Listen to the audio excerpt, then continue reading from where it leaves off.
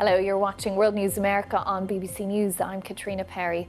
Let's return to our top story in Gaza, where a controversial new aid system is mired in chaos.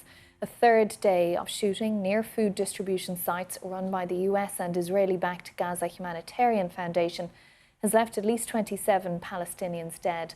That is according to Gaza's Hamas-run health ministry. The Israel Defense Forces has confirmed that it fired shots and says it's investigating. The United Nations has reacted with its human rights chief, Volker Turk, saying Palestinians have been presented with the grimmest of choices: die from starvation or risk being killed while trying to access the meagre food that is being made available through Israel's militarized humanitarian assistance mechanism, he said. A little earlier, my colleague Sumi Somaskanda spoke to Stefan Dujarric, the spokesperson for the UN Secretary-General, about those developments in Gaza. I want to ask you, first of all, about what Israeli authorities have said about what happened. They said that several suspects were moving towards the site, quote, deviating from the designated access routes, and that individual suspects who advanced towards the troops were fired upon. What do you think of that explanation? I think it's a demonstration of how not to do humanitarian aid. The system that is currently in place puts people's lives at risk as they are trying to get food. It's forcing them to walk kilometers and kilometers in a militarized zone in a way that is just unacceptable and frankly betrays all humanitarian principles. We have asked repeatedly the Israeli authorities to let us do our work in a way that actually works. In a way that has delivered food to people, that has not forced people to come to the food. And this continues to be our effort in Gaza today, and as it has been for the last months, frankly. I'll ask you in a moment a bit more about this aid distribution program, but I know that the Secretary General has called for an immediate investigation and for the perpetrators to, quote, be held accountable. The Israeli army says it is investigating what happened. Do you think that will be sufficient? Well, I don't want to prejudge anything, right? I mean, I think they've been clear that they've admitted they've shot at people. They've given their own reasons. We have condemned unequivocally the killings of civilians. This distribution of humanitarian aid, as our colleague Mr. Lazzarini, the head of UNRWA, has said, has become a death trap. People should not have to put their lives at risk just to get food. That is not a way to run a humanitarian program. Stefan, the argument that Israel has made is that the previous aid distribution system run by international organizations and the UN has not gotten aid to people in need in Gaza because Hamas has commandeered that aid. What is the response to that? Look, during the ceasefire, the time of the weeks that there was a ceasefire, our colleagues at the World Food Program managed to get food parcels and flour to almost every person in Gaza. The UN and its local partners have community buy-in. We are able to get food to those who need it without putting their lives at risk. It's a system that works. It's not a system that's perfect. It is impossible to have a perfect humanitarian system in a conflict zone. But we've had a system that is tried and true. We need to go back to it. Stefan Dujarric there, the spokesperson for the UN Secretary-General, speaking to us a little bit earlier on. Well, it's that time of day when we talk about everything or most of what's been happening in the US political world. And today on our panel, we have Annalise Keller, Republican strategist, and Rebecca Piercy, Democratic strategist. Thanks to you both for being here. I just want to pick up on some of what Stefan Dujarric has been talking about there, and it dominated a lot of the press briefings at the White House and the State Department today. The issue of what appears to be the failure of the Gaza Humanitarian Foundation to get aid to those in need. Only 4 centres open as opposed to the 400 that were there before. And we've seen those shootings and desperate, starving people trying to get aid for themselves. Do you think, Annalise, is it time for the US to look again at that model? Is there a better way of doing things? I mean, it's certainly an untested method, the way that they're going about it right now. And I would say that the administration, from my understanding, is going to continue to focus on a ceasefire, and that is where their priority lies. And I think if Hamas is really willing to negotiate and return the hostages, I think focusing on that part of the conversation will go a long way in bringing the U.S. along in that respect. I suppose in the meantime, though, there are 2 million people at risk of famine and starvation. Is there a need to do something in the interim while those political discussions are taking place? Yeah, I mean, I absolutely think so. I think that, as it was discussed, it's an imperfect process. It is a, very unsafe environment. And I think it is an untested method for humanitarian aid. I think it's really important that they are receiving the aid. They were not previously receiving the aid. So I think as the process continues, it is worth examining if there are alternative, better approaches to ensure that more people who need aid can get that aid. Well, they weren't receiving the aid because Israel was not letting the aid in. And the argument from the UN and the aid agencies is there was a perfectly acceptable system there. They were doing what they could with what Israel was allowing across the border. Rebecca, what's your view on this? Should the US be taking a different approach? I think so. I think it's time for the US to step in and start demanding that humanitarian aid get into Gaza, no matter what is happening with an eventual ceasefire or what have you. I think that the way that the aid was coming in, it was a tested system. It was working, but it didn't adapt to what is happening now with the war, right? And so aid was getting in, but now it is not getting in, and there is no ability to adapt that system so that aid could actually get in. So we've got to figure out another way, and we've got to figure out another way to get aid in there very quickly. But I mean, it was Israel blocking the aid. They're the ones that broke the ceasefire originally in March. And many of those who are experts in the area would say it's the US, it's President Trump who has the power to potentially influence Prime Minister Netanyahu to make a difference here. I hope he does. I mean, I think that the ceasefire talks have not gotten as far along as I think Donald Trump thinks that maybe they have. And so if I were him, I would want to refocus so that we are not the ones who have this famine on our hands. It is Israel that is blocking this humanitarian aid. And so if we really think that President Trump is the one who can fix this and solve it, I would urge the administration to do so very quickly. Now, tomorrow the UN Security Council will hold an emergency debate on this in the attempt to pass a resolution that calls for an immediate ceasefire. The exact wording demands an immediate, unconditional and permanent ceasefire in Gaza, respected by all parties. Now, the US has vetoed motions in support of Israel more than any other country at the Security Council. Do you think they should support it on this occasion?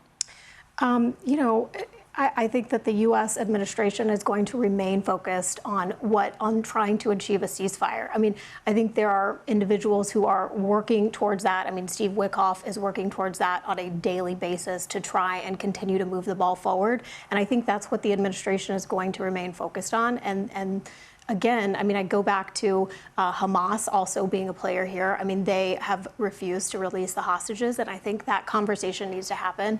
And I think as long as there is continued momentum there, that's what we need to see. Okay, well, it's going to lead to awkward conversations, or is already, between the allies there of Israel and the US. And another awkward conversation between allies, although on a very different level, of course, is President Trump and Elon Musk. We saw Elon Musk tweet today about the big, beautiful bill that we've discussed so many times on this programme.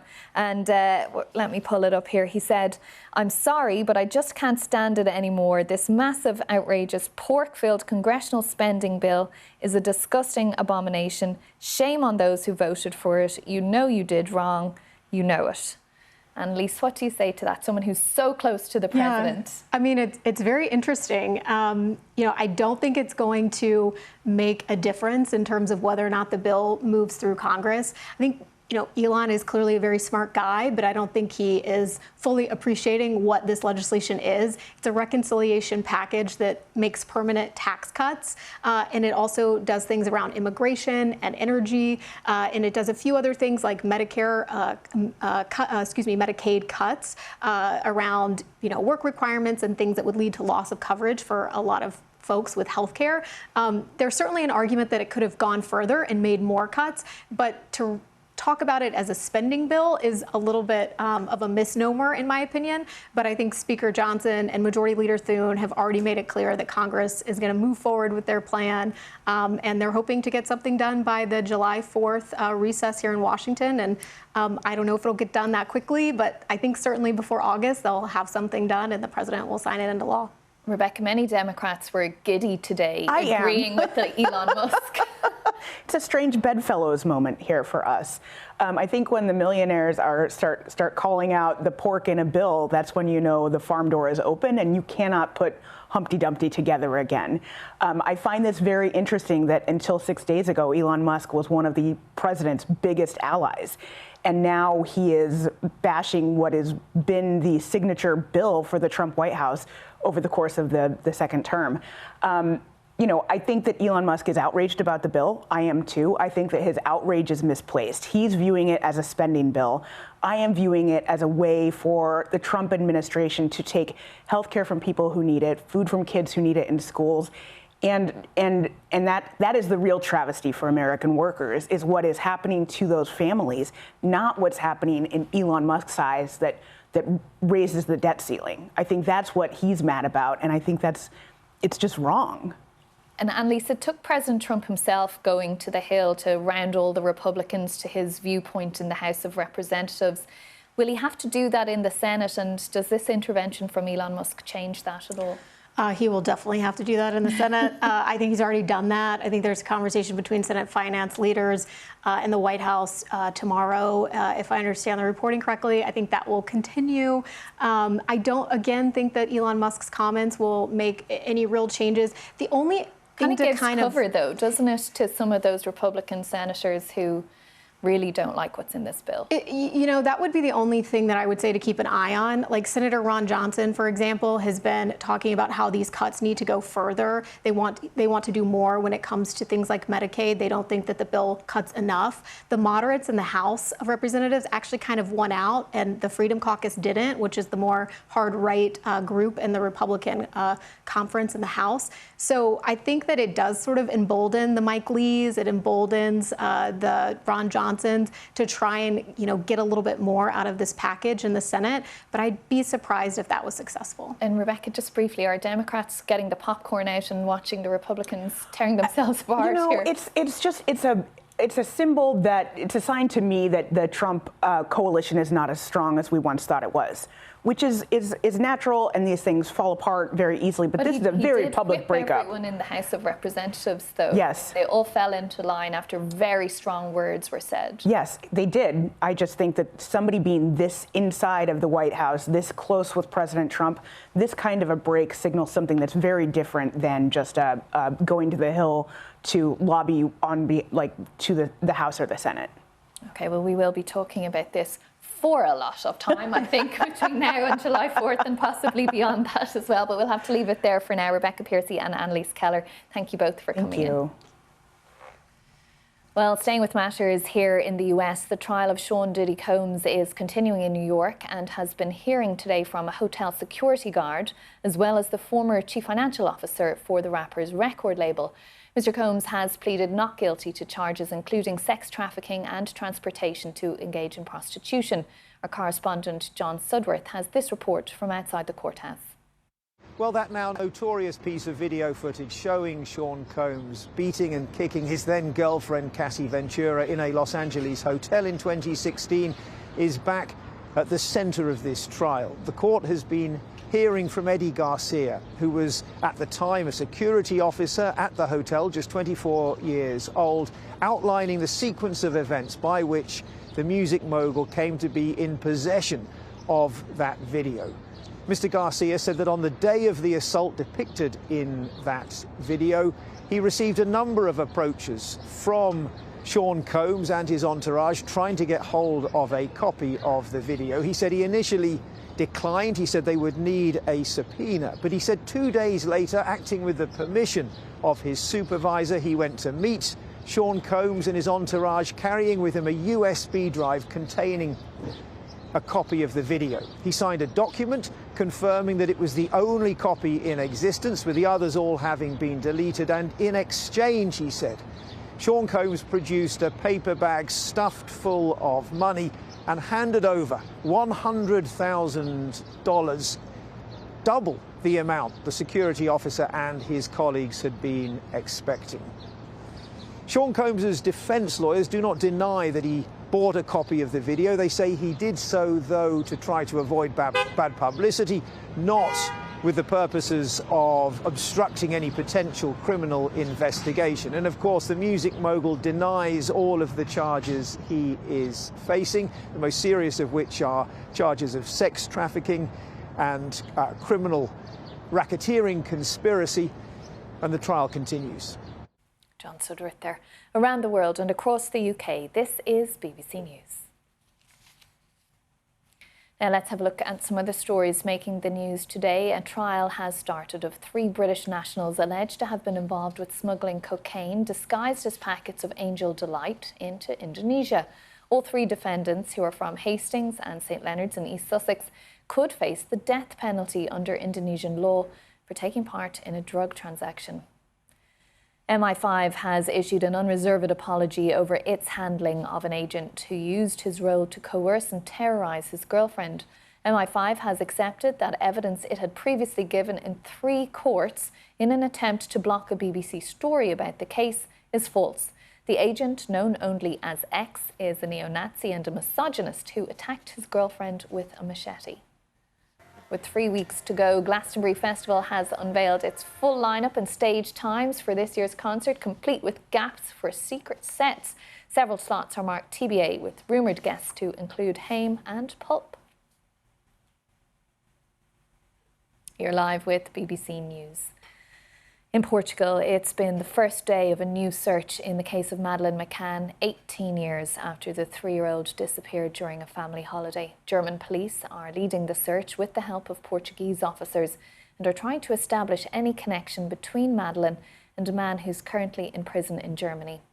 The toddler disappeared as she was staying with her family in the Algarve in an apartment complex in May 2007. She vanished from the Ocean Club resort in Praia da Luz, and the search is focused on several different plots of land 3.5 miles from where she went missing. It's near where the prime suspect in the case, Christian Bruckner, lived during his time in the area, but he has denied any involvement. This report now from our correspondent, Daniel Sanford, who is in Praia da Luz. 18 years on from the harrowing disappearance of Madeleine McCann, the coastline near Praia da Luz was once again today littered with police search teams. This is a German-led operation authorised by the Portuguese prosecutor. Among the gorse bushes, the Germans have built a base for their operation, which is expected to last all week. Dotted around in this scrubland on the edge of the Atlantic, there are small search teams working in pockets. Some are working on ruined buildings, others are pumping out old wells and water tanks with the help of the Portuguese fire service. The prosecutor has given the police permission to go onto private land to search the wells and to excavate. They're looking for any evidence, any trace of what happened to the missing 3-year-old. Madeleine McCann disappeared from her room at the Ocean Club resort in Praia da Luz in May 2007, just before her 4th birthday. At first, the Portuguese police ran the investigation. For a while, even Madeleine McCann's parents fell under suspicion. In 2011, the then Prime Minister David Cameron asked the Metropolitan Police to review the case. There were extensive searches in 2014. In 2020, German prosecutors said they had a suspect, later identified as Christian Bruckner. Since then, German police have been in the lead.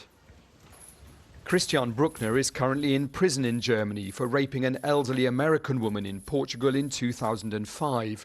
But he could be released as early as September. There's a sense that this is a last roll of the dice within this phase to try and get that piece, that evidential piece of the jigsaw that inextricably ties their suspect, to their principal belief that he is guilty of abducting Madeleine McCann.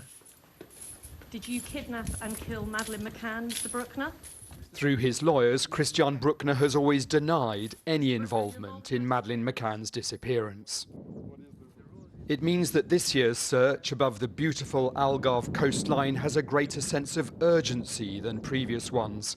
but it is a large area dotted with old buildings, and it is 18 years since Madeleine McCann vanished from her room at the Ocean Club Resort.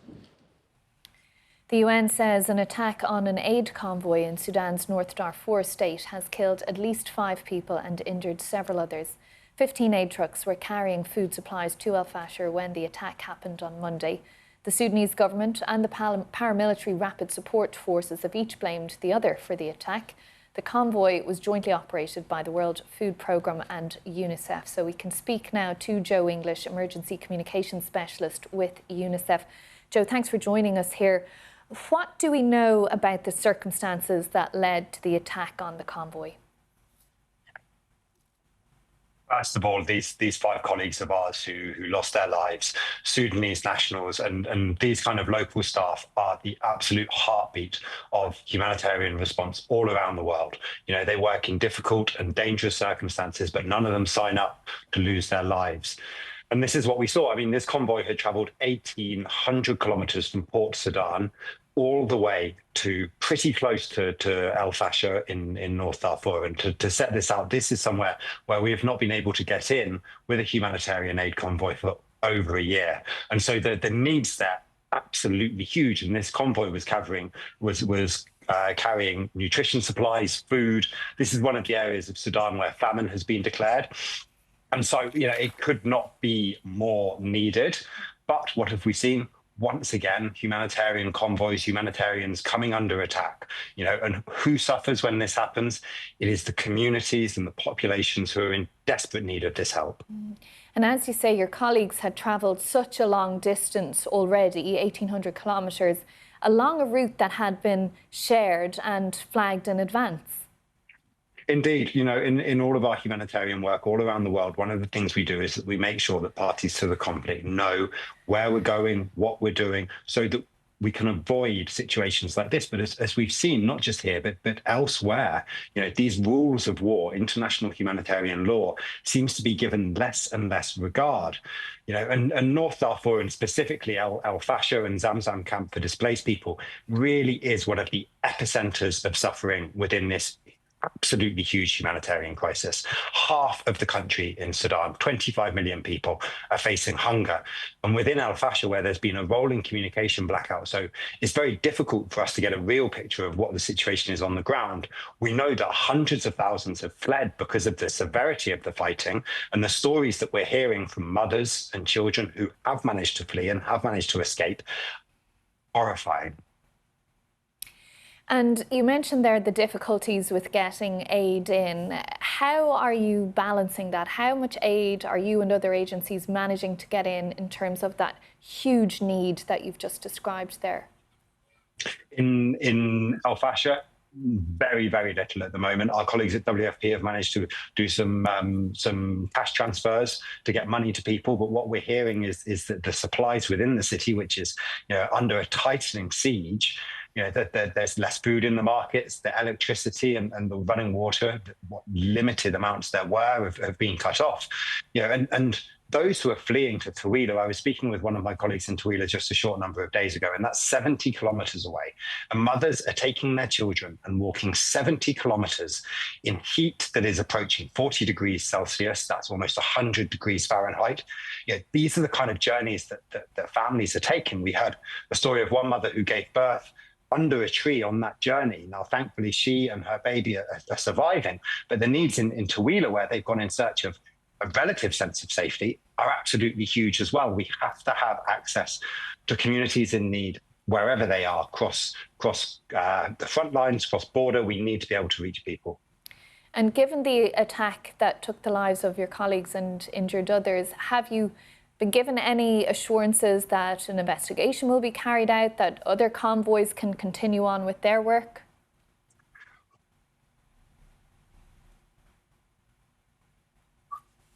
Oh, we seem to have lost the sound there coming to us from Joe. I don't know if you... Hi, can you there guys you are. hear me? You're back. Yeah. Sorry, just take your last point again there. We have called for a thorough an independent investigation into the situation around this. But we also need to see parties to the conflict adhere to the rules. It can't be a reactive thing. It has to be proactive. There are rules that exist. They have to be stuck to. And what does it mean for future aid convoys trying to get aid in to help those you've been describing there? Yeah, we're already looking at the trucks that survived this attack and working to distribute them. I mean, this is what we do. When we get knocked down, we get back up again, because we have to do everything that we can to reach children and families who are in need. As we say, there is a famine declaration in Zamzam. This is the worst it can be in terms of food insecurity. And so we will do everything that we can to reach children and families all across the country, but we have to see the parties to conflict respect these rules, allow us to get in and protect humanitarian convoys. And of course, we've spoken before about the level of violence and gender-based violence in particular that has been involved in this conflict. Joe English, Emergency Communications Specialist with UNICEF, thank you very much for joining us, and our condolences again to you and all there on the loss of your colleagues. Now, that's it for the moment. You can keep up with all of the day's news on our website, bbc.com/news. I'll be back in a few moments with more. Thank you very much for watching. Stay with us here on BBC News.